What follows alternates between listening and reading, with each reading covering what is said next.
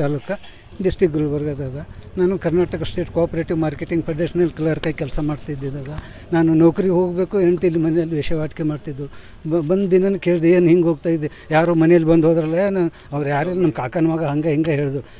Red ಹ್ಯಾಂಡೆ ಒಂದು ದಿವಸ ರಾತ್ರಿ ಸಿಕ್ಕಿರ್ದದ. ಸಿಕ್ಕಾಕೊಂಡಾಗ ಇಬ್ಬರು ತೆಕ್ಕೆ ಕುಸ್ತಿ ಮಾಡಿದೆ, ಓಡಿ ಹೋದ್ರೆ ಮತ್ತೆ ಇನ್ನೊಂದು ಸಲ ಏನು ಮಾಡಿದೆ, ಇಬ್ಬರನ್ನ ಹೊಡಿಬೇಕಂತ ಮಚ್ಚೆ ಮಾಡಿದೆ.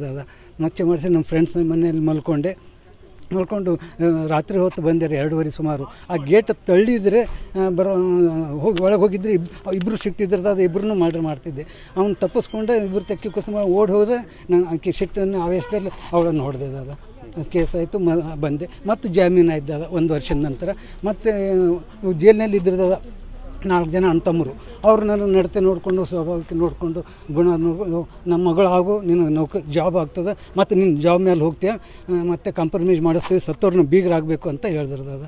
ಆಯ್ತು ರೀ ಅಂತೇಳಿ ಅಂದೆ. ನಿಮ್ಮ ಮಗಳಿಗೆ ಕುರುಡಿರಲಿ ಕುಂಟಿರಲಿ, ಮರ್ಯಾದೆಗೋಸ್ಕರ ನಾನು ಮರ್ಡರ್ ಮಾಡಿದೆ. ನೌಕರಿ ಕಳ್ಕೊಂಡೆ, 10 ಎಕರೆ ಜಮೀನು ಕಳ್ಕೊಂಡು ನಾನು ಕೇಸಿನ ಸಲುವಾಗಿ ಈ ಥರ ಆಯಿತು. ನಿಮ್ಮ ಮಗಳು ಕುರುಡಿರಲಿ ಕುಂಟಿರಲಿ, ಮರ್ಯಾದೆಯಿಂದ ಇದ್ದರೆ ಸಾಕು, ಆಯಿತು ಮಾಡ್ಕೋತೀನಿ ಅಂತ ಹೇಳಿದೆ.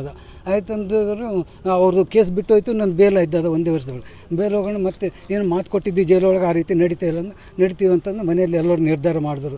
ಆಯ್ತು ರೀ ಮಾಡ್ತೀವಿ ಅಂದ್ರೆ ಅದು ಖರ್ಚು ಎಲ್ಲ ಮದುವೆ ಖರ್ಚು ನನಗೆ ಕೊಟ್ಟಿರ್ತದ, ನಮ್ಮ ಮೇಲೆ ಹಾಕಿದ್ರು. ಆಯ್ತು ಅಂತೇಳಿ ಮದುವೆ ಮಾಡ್ಕೊಂಡೆ ರೀ. ಮುಂದೆ ಮಗಳಿಗೆ ಬಿಟ್ಟು ಹೋದ್ರದದ. ಇಲ್ಲೇ ಬಿಟ್ಟು ಹೋದ್ರು.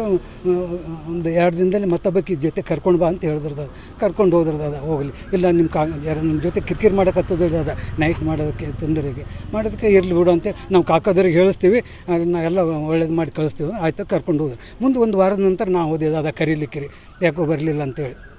ಹೊಸ ಮ್ಯಾರೇಜ್ ಅದು, ಅದಕ್ಕೆ ನಾನು ಕರೀಲಿಕ್ಕೆ ಹೋದೆ ರೀ. ಹೋದ ದಿವಸನೇ ಇಬ್ಬರು ಗಂಡ ಹೆಂಡತಿ ಮಲಗಿವ್ರು. ರಾತ್ರಿ ಊಟ ಮಾಡಿ ತಾಯಿನೇ ಬಂದು ಸ್ವತಃ ಒಬ್ಬನ ಹತ್ರ ಸೋದರ ಮಾವ ಬಂದನ್ನು ನಡಿ ಅಂತ ಕರ್ಕೊಂಡು ಹೋದ್ರದ. ಸೊ ನನ್ನ ಎದುರುಗಡೆನೆ ಸೋದರ ಮಾವ ಬಂದನ್ನು ನಡಿ ಅಂತೇಳಿ ಕರ್ಕೊಂಡು ಮತ್ತೆ ಬಂದುಬಿಡ್ದದ.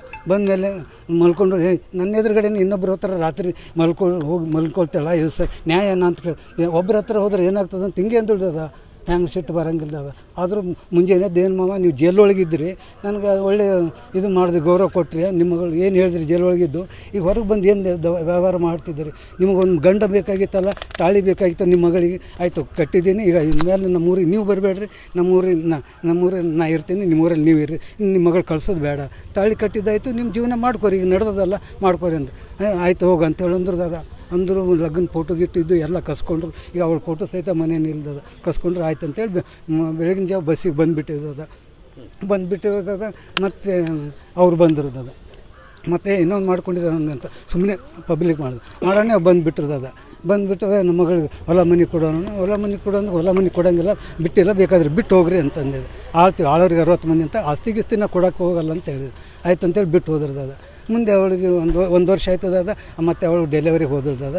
ನನ್ನ ಮೊದಲಿನ ಕೇಸಿಗೆ ಶಿಕ್ಷೆ ಆಯಿತು. ಒಳಗೆ ಬಂದಮೇಲೆ ಮತ್ತು 2 ವರ್ಷ ಆಯಿತು. ಪೆರೋಲ್ ಮೇಲೆ ಬಂದಾಗ ಈಕೆ ಡೆಲಿವರಿ ಆಗಿತ್ತದ. ಅಲ್ಲಿ ಹೆಣ್ಮಗು ಅದ. ನಾವು ಇಲ್ಲಿ ನಮ್ಮ ಮನೆಗೆ ಇದ್ದುಕೊಂಡಿದ್ದದ. ಜೈಲಿಗೆ ಬಂದಿದ್ದರೆ ನೀ ಇಲ್ಲೇ ಜೈಲಲ್ಲೇ ಇರಬೇಕು, ನನ್ನ ಮನೆಯಲ್ಲೇ ಇರಬೇಕು, ನೀವು ಊರಿಗೆ ಹೋಗಬಾರ್ದು, ನೀನು ಹೋಗಬೇಕಾಗಿದ್ದರೆ ನಾವು ಇಬ್ಬರು ಜೊತೆಯಲ್ಲೇ ಹೋಗೋಣ ಅಂತ ಹೇಳ್ದಿದ್ದದ. ಆಯ್ತು ಅಂದಿರ್ತದ. ಹೋದಕ್ಕೆ ತಕ್ಷಣ ಜೊತೆಯಲ್ಲೇ ಹೋಗೋಣ ಇಬ್ಬರು ಕಲಿತೆ ಬಂದು ಫಸ್ಟ್ ಟೈಮೇ ಬಂದಿದ್ದಾರೆ ಪೆರೋಲ್ ಮೇಲೆ. ಫಸ್ಟ್ ಟೈಮೇ ಕರ್ಕೊಂಡು ಹೋದರು. ಹೋಗಮ್ ನಡಿ ಅಂತೇಳಿ ಜೀಪ್ ಮಾಡಿದ್ರು. ಅಲ್ಲಿ ನಾಳೆ ಹೊತ್ತು ಹೊಂಟ್ರೆ ಮಂಗಳವಾರ ಇದೆ, ನಾವು ತಾಯಿ ಮಗಳು ಕಳ್ಸೋಂಗಿಲ್ಲ, ಹೋಗಬೇಡ್ರಿ ಅಂತಂದು ಜೀಪ್ ವಾಪಸ್ ಜೀಪ್ ಮಾಡಿದ್ದೇವೆ. ಜೀಪ್ ವಾಪಸ್ ಕಳಿಸ್ದೆ. ಮತ್ತು ಮಲ್ಕೊಂಡಿರೋ ರಾತ್ರಿ ಹಾಗೆ ಮಾಡಿದ್ರದಲ್ಲ. ರಾತ್ರಿ ಬೇರೆ ಯಾರೋ ಬಂದಿದ್ದಾರೆ ನಡಿ ಅಂತೇಳಿ ಕರ್ಕೊಂಡು ನೋಡಿದ್ರು. ಅವಾಗ ಚಾಕು ತೊಗೊಂಡು ಹೋಗಿದ್ದದ. ಈ ಸಲ ಪುನಃ ಹಾಗೆ ಮಾಡಿದ್ರೆ ಹೊಡಿಬೇಕಂತೇಳಿ ಹೋಗಿದ್ದದ. ಪುನಃ ಹಾಗೆ ಮಾಡಿದ್ರು. ಮಗು ಬಗಲಲ್ಲಿತ್ತು. ಮಗು ಅಕ್ಕಿ ಹೊಡ್ಯಕ್ಕೆ ಹೋದೆ. ಮಗು ಹಿಂಗೆ ಅಡ್ಡು ಮಾಡಿದ್ರು. ಸ್ವಲ್ಪ ಚರ್ಚುತ್ತದೆ. ಸ್ವಲ್ಪ ಚರ್ಚನೇ ಅದು ಬಿಟ್ಟು ಇಕ್ಕಿಗೆ ಹೊಡೆದ್ಬಿಟ್ಟಿದೆ. ಅವ್ಳು ಸತ್ತು ಹೋದ್ರು. ನಾನು ಹೊಡ್ಕೊಂಡೆ ರೀ. ಹೀಗೆ ರೀ ಮೂರ್ಛೆ. ನಾನು ಯಾಕೆ ಬದುಕಬೇಕು, ನಾನೇ ಯಾಕಿರ್ಬೇಕಂತ ಮಾಡಿದೆ. ಮಂದಿ ಅವ್ರ ಜೇವರಿಗೆ ತಾಲೂಕು ಅದ. ಏನು ಓದಿದ್ದೀರಿ ನೀವು? SSLC ಪಾಸ್ ಅದ 74ಅಲ್ಲಿ. ಇಲ್ಲೇನು ಎಜುಕೇಶನ್ ಕಂಪ್ಲೇಂಟ್ ನಮ್ಮ ಅವ್ರ ಜೊತೆ ಹೋಗ್ಬೇಕು. ಅವ್ರು ಹೋದ್ರೆ ಇಲ್ಲೇ ಅದರದ. ಯಾಕೆ ಅವ್ರು ನಾವು ಅವರೇ ಕರ್ಕೊಂಡು ಹೋಗ್ಬೇಕು. ಅದು SSLC ಪಾಸ್ ಅದ. ಅದೇ ನೌಕರಿ ಬಂತು 74ರಲ್ಲಿ. ಇಲ್ಲಿ ಕೆಲಸ ಮಾಡಿಂದ ಅದು ಇಲ್ಲಿನ ವಾಚ್ಮೆನ್ ಮಾಡಿದ್ರದ. 1.5 ಲಕ್ಷ ಖರ್ಚು ಹಾಕಿದಾರದ ಕೊಟ್ಟಿದ್ದಾರೆ. ನನಗೆ ಬಿಡುಗಡೆ ಆಗಬೇಕಾದ್ರೆ ಅಲೋಕ್ ಕುಮಾರ್ ಸಾಹೇಬರು DIG ಸಾಹೇಬರೇ ನನಗೆ ಕಾರಣ. ಅವ್ರು ಬಂದ ತಕ್ಷಣ ಒಂದು ವರ್ಷದಲ್ಲೇ ನನ್ನ ಬಿಡುಗಡೆ ಮಾಡಿ ಇವತ್ತು ಹೊರಗೆ ಹಾಕಿದ್ದಾರೆ. ಅವ್ರ ಆಶೀರ್ವಾದ ಅವ್ರ ಬಗ್ಗೆ ಎಷ್ಟು ಹೇಳ್ಕೊಂಡ್ರು ಕಡಿಮೆ ಇದ್ದದ. ಇವು ಕೂದಲು ನಾನು ಇಲ್ಲಿ ಒಳಗೆ ಬಂದು ದೇವ್ರಿಗೆ ಬಿಟ್ಟಿದ್ದದ. ದೇವರಿಗೆ ಈಗ ನೆಕ್ಸ್ಟ್ ಇವಾಗ ಹೋಗ್ಬಿಟ್ಟು ಈಗ ತೆಗಿಯಂಗಿಲ್ಲ, ಅದು ಹಿಂಗೆ ಕೊನೆವರೆಗೆ ಇಡ್ತೀನಿ ದಾದ. ನೀವು ಇರೋವರೆಗೆ ಹಿಂಗೆ ಬಿಡ್ತೀರಿ ದಾದ ಇಲ್ಲಿ ಇರೋವರೆಗೆ ಹಂಗೆ ಬಿಡ್ತೀರಾ? ನೀವು ಇರೋವರೆಗೂ ಹಂಗೆ ಬಿಡ್ತೀನಿ ದಾದ. ಈಗ ಮಂಡ್ಯ ಹೊಲಕ್ಕೆ ಊರಿಗೆ ಹೋಗ್ತೀನಿ ದಾದ, ಜೇವರ್ಗಿ ತಾಲೂಕು.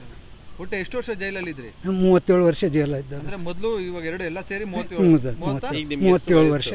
ಈಗ ನಿಮ್ಗೆ ಎಷ್ಟು ವಯಸ್ಸು? 74 ಇದ್ದದ. ಓಕೆ